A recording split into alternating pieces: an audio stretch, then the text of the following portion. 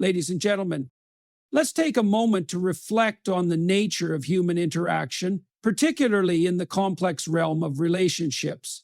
The title of today's discussion, Why He'll Test You After No Contact, carries with it an implicit recognition of the intricate psychological underpinnings that govern how we connect, disconnect, and attempt to reconnect with others. Testing after a period of no contact is not simply an arbitrary act. It is a deeply ingrained psychological response rooted in insecurity and a need for validation. When a relationship experiences a disconnect, particularly one where communication ceases for an extended period, the human mind does not simply rest in a state of neutrality. Instead, it often spirals into uncertainty, doubt, and an overwhelming desire to reestablish control over the situation. This is where testing behaviors come into play. At its core, testing is an unconscious or sometimes conscious mechanism through which individuals attempt to assess where they stand in another person's life. It is an attempt to gauge emotional availability, personal value, and potential re-engagement. The person initiating the test may not even be fully aware of their motivations. They might frame their actions as harmless curiosity or even as an attempt at casual reconnection. However, beneath the surface, there is often an underlying question: do I still matter? Insecurity, by its very nature, breeds behavior aimed at reducing feelings of vulnerability. If an individual has been left in a state of uncertainty following no contact, their mind will work overtime to resolve that uncertainty. This is a fundamental aspect of human psychology. The brain dislikes unresolved questions, particularly those related to social bonds and personal significance. If someone was once emotionally invested in another person, but that connection is suddenly severed, their perception of themselves can be thrown into question. They may begin to wonder if they were as important to the other person as they believed, if their presence was valued, or if their absence has even been noticed. To reduce this sense of uncertainty, people engage in small, often subtle tests. These tests can manifest in a variety of ways, ranging from indirect social media interactions, such as liking an old photo or watching a story, to more direct attempts at rekindling conversation with ambiguous or emotionally neutral messages. A simple, "Hey, how have you been?" is often not as innocent as it appears.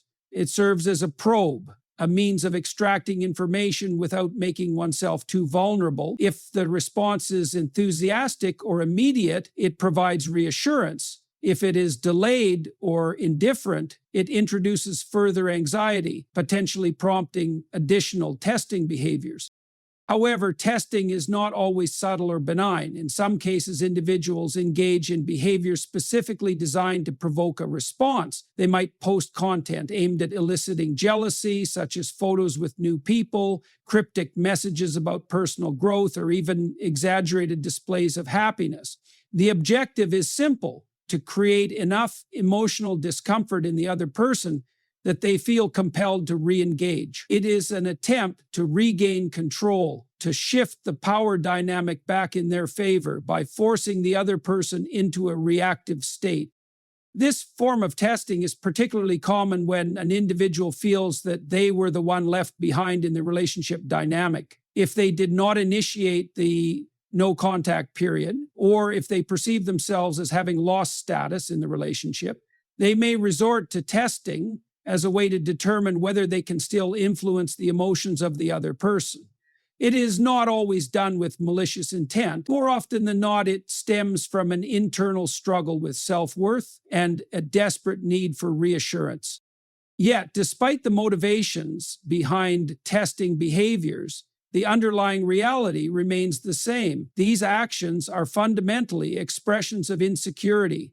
A person who feels completely secure in themselves, their worth, and their emotional stability does not need to test others.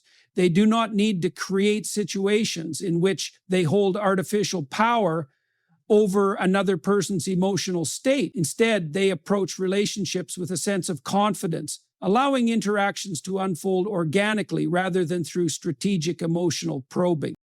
The difficulty in recognizing and responding to testing behaviors lies in the fact that they often masquerade as ordinary social interactions. A message sent out of the blue, an offhand comment about the past, a seemingly unimportant gesture. These can all be forms of testing, but they rarely announce themselves as such. This is why self-awareness and emotional intelligence are crucial. If one is not aware of the underlying psychological dynamics at play, they risk falling into reactive patterns, engaging with the test on its terms rather than approaching the situation from a place of clarity and intentionality. One of the most effective ways to deal with testing behaviors is through firm boundaries and an unwavering commitment to authenticity. When someone engages in testing, what they are ultimately seeking is a reaction. They are looking for confirmation of their significance, for evidence that they still hold a place of importance in the other person's mind. The best response, therefore, is one that neither feeds into their insecurity nor indulges in unnecessary emotional games. If a test is met with detachment and self-assuredness, it quickly loses its power. A person who receives an ambiguous message and responds with clear, direct communication, or in some cases no response at all, demonstrates that they are not swayed by psychological manipulation. They are signaling that their self-worth is not contingent upon external validation.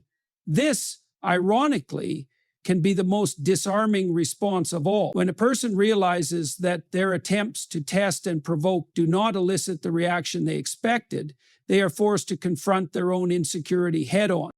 This does not mean that all testing behaviors should be met with coldness or dismissal. There is a difference between recognizing insecurity and punishing it. In some cases, testing behaviors arise not out of manipulation, but out of genuine fear. Fear of rejection, fear of abandonment, fear of insignificance. If someone's testing behavior is subtle and relatively harmless, responding with kindness and understanding can be beneficial so long as it does not come at the expense of one's own emotional well-being. Ultimately, the most important takeaway is that testing behaviors are a reflection of the tester, not the tested. They indicate where the other person is emotionally, revealing their doubts, their fears, and their unresolved feelings. Recognizing this dynamic allows for a more thoughtful, measured response, one that prioritizes self-respect over reactivity, clarity over confusion, and authenticity over emotional gamesmanship. When two individuals re-engage after a period of no contact, they enter into an unspoken negotiation of value. This negotiation is not always explicit, but it is ever present, shaping the dynamics of the interaction and determining the balance of power moving forward. Testing, in this context, becomes a crucial tool for assessing where each person stands emotionally, psychologically, and socially. It is a way of probing for weaknesses, setting boundaries, and ultimately determining the hierarchy of influence within the relationship. At its core, human relationships are built on an implicit exchange of value. This value is not merely material, but deeply psychological. It encompasses attention, emotional investment, respect, and perceived desirability. When a period of no contact occurs, that exchange is disrupted, creating uncertainty about where each person stands in relation to the other. One person may have pulled away in an attempt to gain clarity, establish independence, or even manipulate the power dynamic. The other, left in a state of ambiguity, may feel compelled to test the waters upon re-engagement, trying to gauge whether the dynamic has shifted in their favor or if they have lost ground. Testing in this context often manifests as subtle challenges, small behavioral cues designed to extract information without overt confrontation. One individual may delay responding to messages, offer half-hearted engagement, or introduce an element of unpredictability into their interactions. These actions serve as a means of control, forcing the other person to react and revealing the level of emotional investment still present. If one individual appears too eager or too accommodating, they may be perceived as having lower value in the exchange. If, on the other hand, they remain composed and self-assured, they subtly reinforce their own position of strength. The negotiation of value is not necessarily about manipulation or power for its own sake. It is often a subconscious process, an attempt to establish equilibrium within a relationship where uncertainty has been introduced. After a period of no contact, both individuals are left questioning, has this person changed? Do they still see me the same way? Has my absence increased my value or has it diminished it?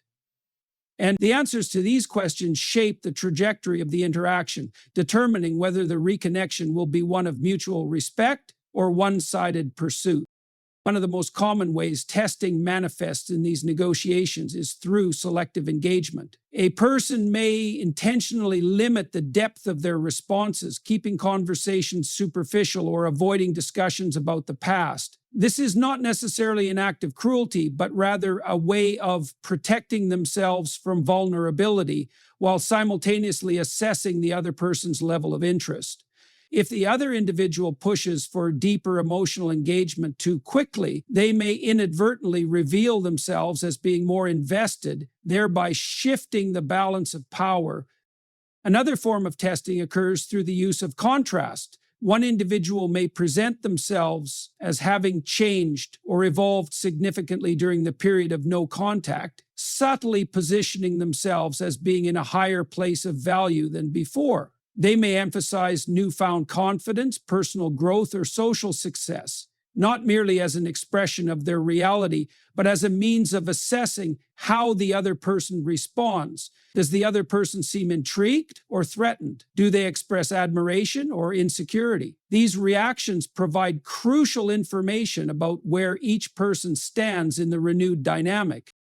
The fear of losing influence plays a major role in these negotiations. When one person initiates no contact, they often do so in an attempt to regain control over their emotions and establish independence.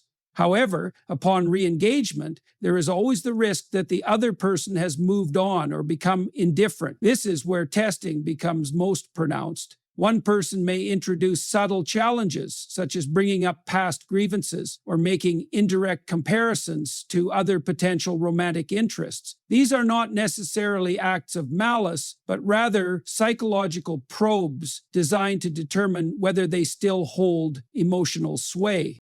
Boundaries play a crucial role in this process. When testing occurs, it presents an opportunity for both individuals to reinforce their personal standards and expectations. If one person engages in testing behaviors and the other responds with immediate appeasement or an eagerness to please, it can set a precedent for an imbalanced dynamic. Conversely, if the response is measured, self-assured, and rooted in personal values, it establishes a foundation for mutual respect. One of the greatest mistakes individuals make in this negotiation is reacting emotionally rather than strategically. If one person perceives testing as an attack or a sign of rejection, they may become defensive or overly accommodating, both of which can weaken their position. The most effective response to testing is one of calm self-pauseation, acknowledging the underlying motivation without feeding into the power struggle. Confidence in these interactions is not about indifference or playing games. It is about understanding that value in a relationship is determined not by how much one person chases or concedes, but by how well they maintain their integrity and sense of self. When testing occurs, it is not an invitation to prove worthiness, but rather a moment to demonstrate self-respect. This is why testing often reveals more about the tester than the tested. The person initiating the test is the one struggling with uncertainty, attempting to reestablish a sense of control over a situation that feels unpredictable. They may be searching for reassurance, validation, or a confirmation that they still hold power. Recognizing this allows the other person to engage from a place of wisdom rather than impulsivity. The ultimate outcome of this negotiation depends on the responses given. If both individuals engage with awareness and authenticity, the relationship can reestablish itself on stronger footing, with a renewed sense of mutual value. However, if one person falls into patterns of excessive concession or emotional reactivity, they risk placing themselves in a subordinate position within the dynamic. At its best, testing serves as a mechanism for recalibration, a way for both individuals to reassess where they stand and determine whether re-engagement is truly in their best interest. At its worst, it can become a manipulative tug-of-war, draining both parties of their emotional well-being. The key lies in recognizing testing for what it is, a reflection of underlying uncertainty, and responding with the kind of grounded self-assurance that prevents unnecessary power struggles. When a period of no contact occurs, it disrupts the natural rhythm of a relationship, leaving both individuals in a state of uncertainty. This uncertainty is deeply uncomfortable because human beings are wired to seek predictability, especially in interpersonal connections. The absence of communication creates a psychological void, one that is often filled with speculation, assumptions, and emotional turmoil. The fear of loss emerges as a dominant force in this state, shaping behavior in ways that may not always be rational. Testing, in this context, becomes a tool for reducing uncertainty, a way to gather information, and regain a sense of control over the situation. At the heart of this behavior is an intrinsic fear. Has this person moved on? Do I still matter? Have they replaced me? These questions, even if unspoken, can dominate the emotional landscape of someone who has been left in a state of ambiguity. Fear of loss is a powerful psychological motivator, often more compelling than the comfort of security. This is because humans are far more sensitive to losses than to gains, a principle known in psychology as loss aversion. The prospect of losing something, even if that something is an uncertain relationship, triggers anxiety and a need to seek reassurance.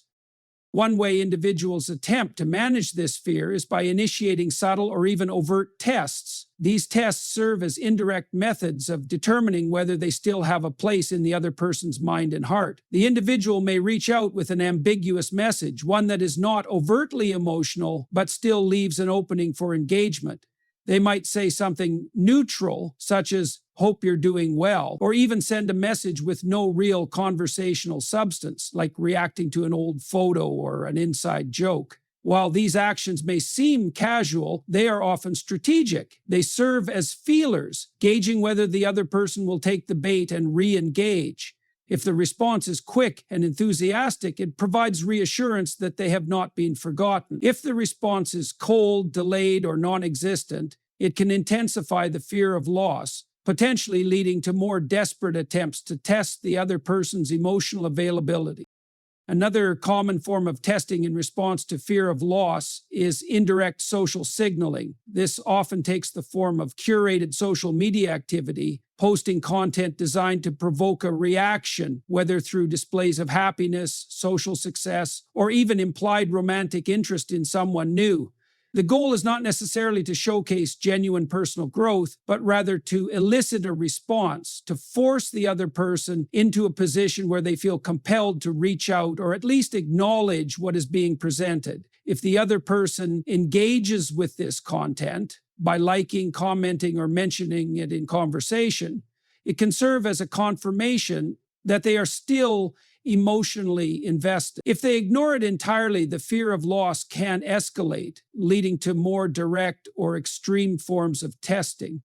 In some cases, fear of loss manifests as a need to reassert control. When someone senses that they may no longer have the upper hand in the relationship dynamic, they might attempt to flip the script by engaging in behavior designed to evoke jealousy or uncertainty in the other person.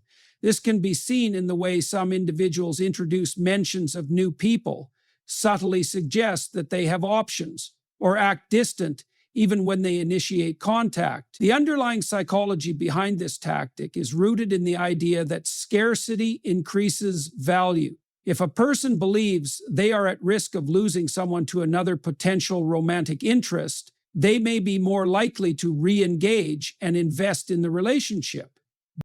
However, this strategy can backfire if the other person recognizes the manipulation and chooses not to participate in the game. This is why emotional intelligence plays such a crucial role in navigating these situations. When testing behavior is motivated by fear of loss, the most effective way to address it is not by playing along or reacting impulsively, but by maintaining a steady, composed demeanor. A person who responds with emotional reactivity, whether through jealousy, over-explanation, or excessive reassurance, only reinforces the idea that their emotions are easily influenced by external pressure. On the other hand, someone who remains centered and self-assured sends a different message. I am secure in myself, and my worth is not dictated by emotional games. The difficulty with testing behaviors driven by fear of loss is that they often operate beneath the surface, making them hard to identify in real time. A person might believe they are simply expressing curiosity, reaching out naturally, or even just checking in, when in reality their actions are rooted in a deeper need for validation. Recognizing this dynamic requires a high level of self-awareness, both for the person engaging in the test and for the one being tested. Fear of loss is not inherently a negative force. In fact, it can serve a functional purpose in relationships by prompting individuals to reflect on what truly matters to them. If someone feels compelled to test another person's emotional investment, it may indicate that they have unresolved feelings or unexpressed needs. The real issue arises when this fear dictates behavior in ways that are counterproductive. When testing becomes a cycle of manipulation, insecurity, and reactive decision-making, rather than an opportunity for honest communication. A healthier approach to dealing with the fear of loss is through direct and authentic engagement. Instead of resorting to tests, subtle manipulations, or emotional probing, individuals can benefit from taking a more transparent route, expressing their concerns openly, and allowing the other person to respond in a way that is genuine rather than coerced. This requires vulnerability, which can be uncomfortable, but it also leads to far more meaningful and lasting connections. In contrast, when testing becomes the primary method of managing fear, it often leads to unnecessary confusion and conflict. The person on the receiving end may feel frustrated, sensing that they are being subjected to mind games rather than honest interaction. Over time, this can erode trust, making it more difficult for the relationship to reestablish a healthy foundation. Ultimately, the most important realization is that fear of loss is a normal part of human relationships. It is a reflection of emotional investment, of caring about another person and wanting to be valued in return. The key is not to suppress or ignore this fear, but to manage it in a way that fosters clarity rather than chaos. When individuals approach relationships with a mindset rooted in self-respect, open communication, and emotional stability, they reduce the need for testing altogether. Instead of seeking validation through indirect means, they cultivate relationships based on mutual understanding and genuine connection, something far more valuable than any short-term reassurance a test could provide. When someone initiates a test after a period of no contact, they are often not just seeking a response, but assessing the level of control they still have over the situation. This is a fundamental aspect of human nature. People want to know where they stand in relation to others, especially when emotions and relationships are involved. Testing becomes a method of reestablishing influence, a way to measure whether they can still elicit a reaction, whether their presence still holds weight in the other person's mind. Control in this context is not always about dominance in a negative sense. It is often about reassurance. When someone feels uncertain about their position in a relationship, they may seek to create scenarios that force the other person to reveal their emotional investment. A person might send an ambiguous message or initiate an interaction without committing to anything substantial. They may even disappear again after receiving a response, simply to reassure themselves that they could get a reaction when they wanted it. This is not necessarily done with conscious intent, but the underlying motivation remains the same: to test their ability to maintain some degree of control over the dynamic. There is a deep psychological drive behind this. People fear the unknown, and relationships, especially those that have gone through a period of silence, are often filled with unanswered questions. If someone was once able to influence another person's emotions, actions, or decisions, they may struggle with the idea that this influence could have diminished. Testing, then, becomes a mechanism for restoring a sense of power. If the other person engages eagerly, it signals that their presence still matters. If they hesitate or respond with indifference, it can trigger an existential anxiety about losing relevance in that person's life. One of the most common ways this need for control manifests is through intermittent reinforcement, offering small amounts of engagement and then withdrawing again. This creates a psychological effect similar to a variable reward system, which is one of the most powerful motivators of human behavior. The unpredictability of when someone reaches out and then pulls back, they are not just testing for a reaction. They are conditioning the other person to seek their approval, to crave the next moment of engagement, to wonder when the next interaction will come. This is a dynamic often seen in relationships where one party wants to maintain the upper hand. If a person suspects that the other has moved on or become emotionally detached, they may initiate a small test, perhaps a text message with no real content, a vague expression of nostalgia, or even an indirect attempt to remind the other of their presence. If the response is quick and emotionally engaged, it reassures them that they still hold influence. If the response is delayed or distant, they may escalate their efforts, looking for new ways to elicit the response they desire. However, the need for control is not always rooted in confidence. It is often rooted in insecurity. A person who truly feels secure in themselves and their relationships does not need to engage in testing behavior. They do not need to manipulate responses or create situations that force another person to react. They simply exist in the relationship as they are, without the need to measure their influence constantly. Testing then becomes a telltale sign of inner uncertainty, a fear that if they do not actively seek control, they may lose it altogether. This is where the response to testing becomes crucial. When faced with these behaviors, the way one reacts can either reinforce the cycle or disrupt it entirely. If someone consistently engages with testing in a way that feeds the other person's need for control, always responding immediately, always seeking clarification, always playing into the emotional push and pull, they reinforce the idea that their emotions are easily influenced. On the other hand, if they respond with a calm and measured approach, refusing to participate in unnecessary emotional games, they subtly communicate that they are not easily controlled. The key is in maintaining self-possession. Recognizing that testing is often a reflection of the other person's internal struggles allows for a more thoughtful response. Instead of reacting impulsively, either by chasing for clarity or withdrawing out of frustration, one can approach the situation with clarity and intentionality. This means setting boundaries, choosing when and how to engage, and making it clear that emotional games will not dictate the course of the relationship. There is also an element of self-respect involved. If someone continually engages in testing behavior, it suggests that they are not prioritizing open communication or genuine connection. Instead, they are operating from a place of fear. Fear of losing influence, fear of losing status, fear of being forgotten. Recognizing this allows the other person to make a decision.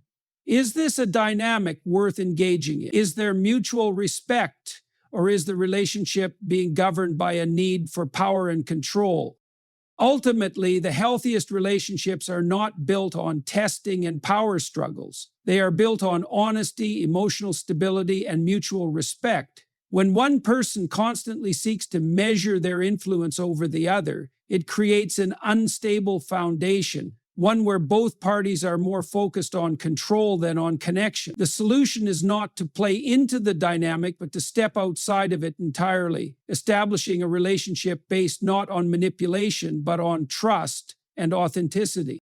When someone tests for control after no contact, they are revealing something about themselves. They are showing their need for reassurance, their fear of being forgotten, their desire to confirm their own significance.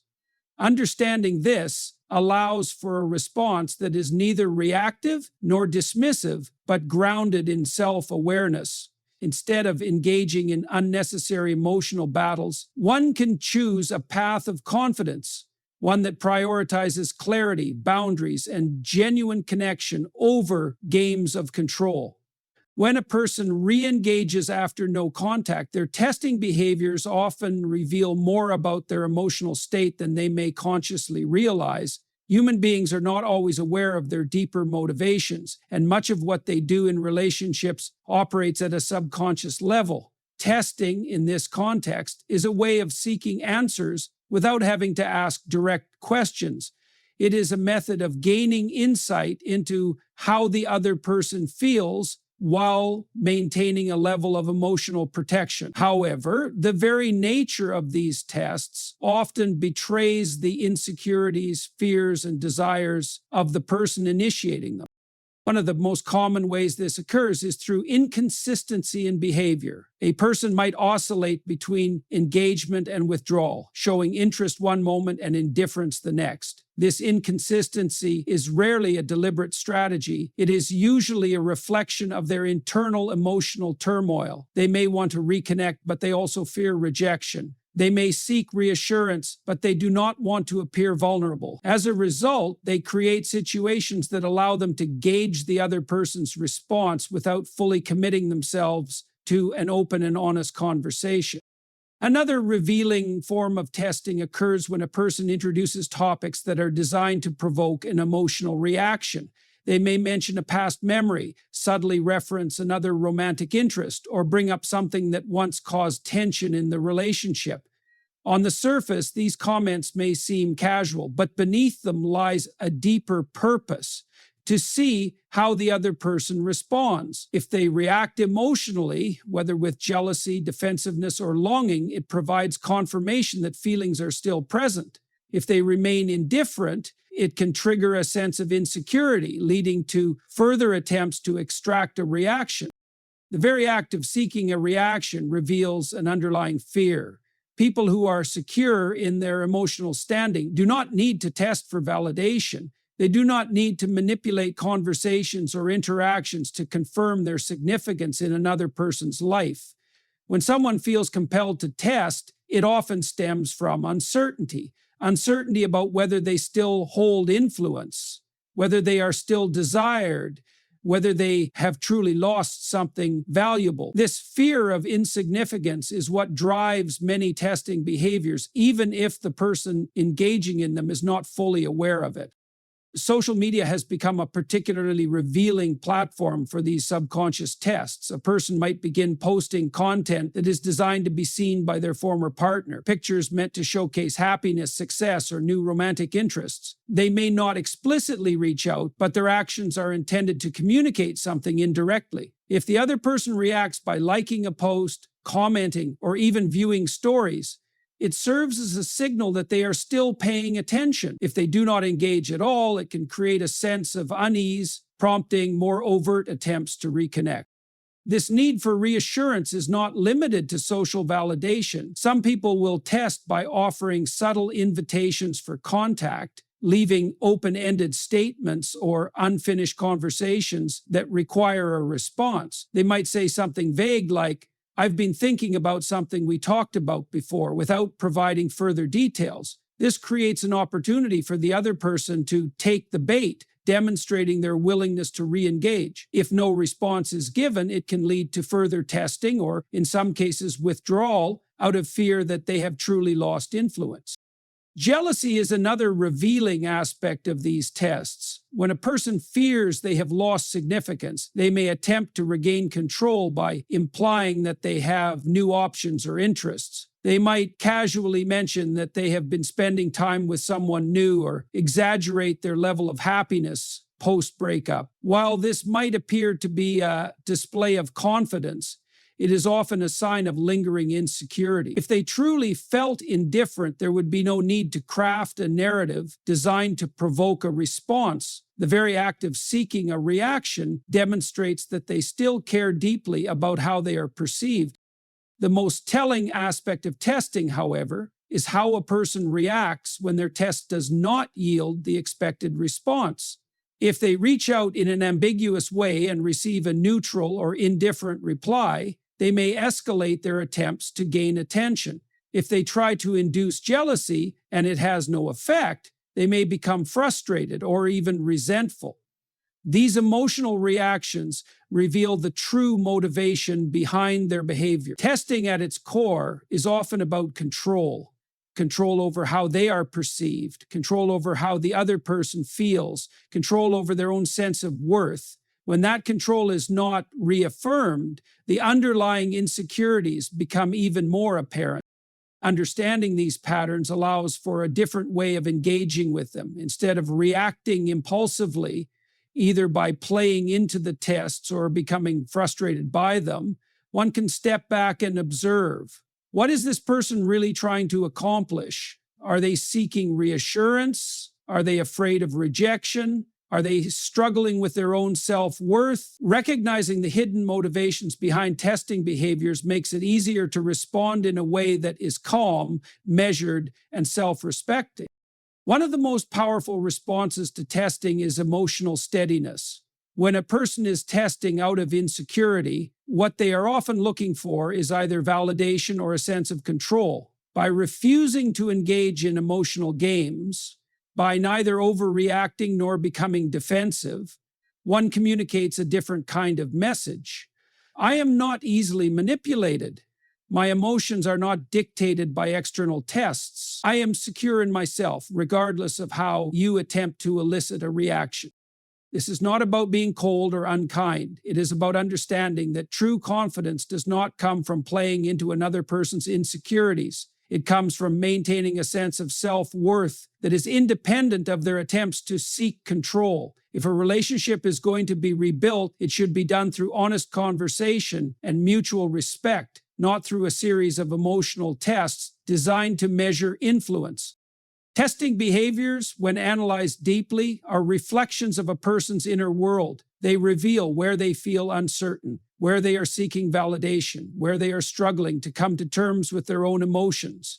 By recognizing these behaviors for what they are, it becomes easier to navigate them without becoming entangled in unnecessary drama. The goal should not be to win the test, but to rise above the need for testing altogether. A relationship rooted in genuine connection does not require emotional probing. It thrives on clarity, trust, and the willingness to communicate openly. The act of testing after no contact is not just about seeking a response. It is a window into the deeper psychological and emotional state of the person initiating it, whether driven by uncertainty, fear of loss, a need for control, or a subconscious attempt to gauge emotional influence.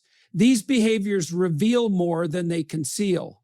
They expose the unresolved emotions, insecurities, and unspoken questions that remain beneath the surface. At its core, testing is a strategy for emotional reassurance. People want to know where they stand in the minds of those they once connected with, especially after a period of silence. The problem, however, is that these tests rarely lead to genuine clarity. Instead, they create a cycle of manipulation, uncertainty, and reactive decision-making that often does more harm than good. If a relationship is going to be rebuilt, it must be done on the foundation of honest communication, mutual respect, and emotional maturity, not through indirect games designed to measure influence. The healthiest response to testing is not to play along, but to recognize it for what it is. When faced with these behaviors, one must choose whether to engage in the emotional tug-of-war or to rise above it entirely. True confidence comes from emotional steadiness. Understanding that self-worth is not dictated by external validation and that meaningful relationships are built on authenticity rather than power dynamics. Ultimately, testing is a symptom of deeper emotional struggles, not a solution to them. Those who feel the need to test should ask themselves what they truly seek: validation, control, or closure, and whether their actions are bringing them closer to genuine connection or further into a cycle of insecurity. Likewise, those being tested must decide whether they wish to engage in a dynamic fueled by uncertainty or establish a relationship where clarity and respect take precedence. Real relationships, those that last and thrive, are not built on mind games. They are built on trust, honest dialogue, and the willingness to face emotional realities without resorting to manipulation. The choice, then, is not simply how to respond to a test, but whether to participate in a dynamic that prioritizes emotional control or one that fosters true understanding and growth.